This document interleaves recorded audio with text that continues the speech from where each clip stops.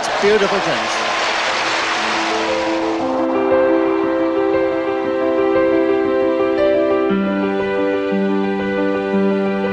Mima Jaušovec of Yugoslavia getting a very big hand, a very popular player in Paris.